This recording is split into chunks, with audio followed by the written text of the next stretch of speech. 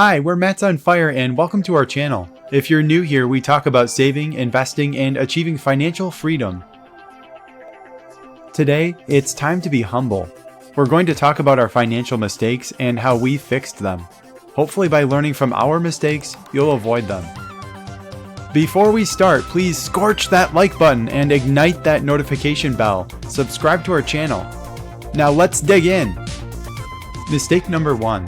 We invested in things we didn't understand. Specifically, we bought mutual funds without knowing what fees we were paying. We bought a mutual fund with a 5% front-end load. A front-end load is a fee charged upon purchase of the mutual fund. For example, if you invested $10,000 in a mutual fund that has a 5% front-end load, $500 would be taken away from that investment and you'll only get to invest $9,500. Furthermore, the mutual funds that we bought had a 1% expense ratio. That may not sound like a lot, but it adds up, especially as your portfolio grows. An expense ratio is the fee used for administration, management, advertising, and all other expenses. As an example, if fees totaled 6%, you'd be paying $600 on a $10,000 investment outright. If you account for opportunity costs, that is, if you'd invested the difference instead for 30 years at an 8% return, it would cost you around $80,000.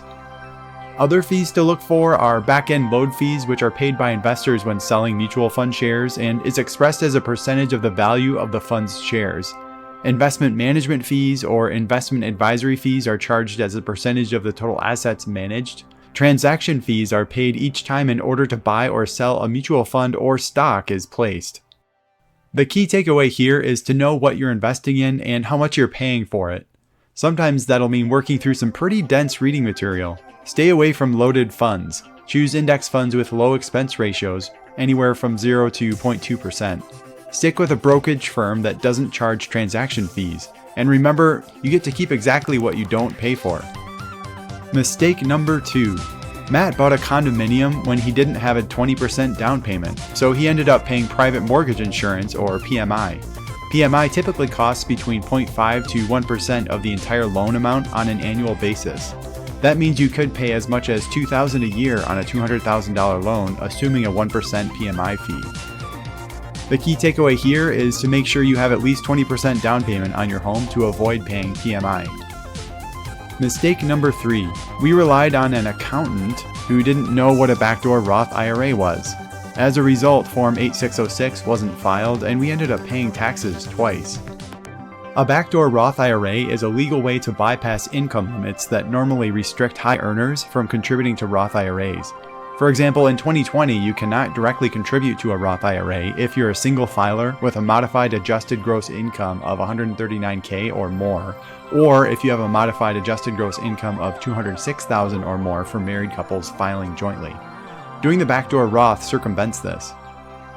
How is it done? You contribute after-tax money to a non-deductible traditional IRA, then convert it to a Roth IRA.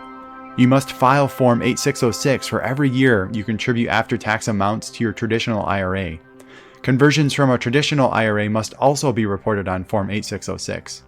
Failure to file Form 8606 triggers a $50 penalty, and the IRS will interpret this conversion from a traditional IRA to a Roth IRA as a taxable event. So you'll have to pay taxes a second time, even though the money you converted is already after tax. Filing Form 8606 tells the IRS that your non-deductible traditional IRA contribution is from after-tax money. So when you convert it to a Roth, you should not pay taxes. The key takeaway here is when doing a Backdoor Roth IRA, make sure Form 8606 is filed and filled out correctly. Don't assume your accountant knows how to do this. Mistake number 4. We didn't switch contributions from a Roth 401k to a traditional 401k after we got married and started filing taxes jointly. When we started filing our taxes jointly, our tax bracket went up, but we didn't maximize all the tax-deferred accounts available to us to lower our taxable income and save on taxes. Failure to do this cost us about $14K to $18K per year. The key takeaway is if you're in a high tax bracket, take advantage of all the tax-deferred accounts first to lower your taxable income and save on taxes. Mistake number 5.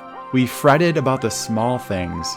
If both spouses are on the same page with a budget, a savings rate, and the FIRE philosophy, remember that the biggest decisions are already guiding you to the right place.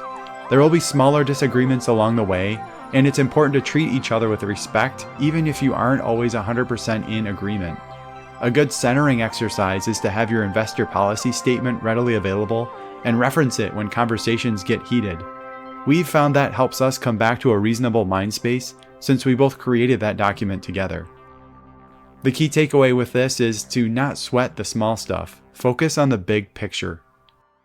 So there you have it, 5 financial blunders we've made and how to fix them. We hope you learned from our mistakes.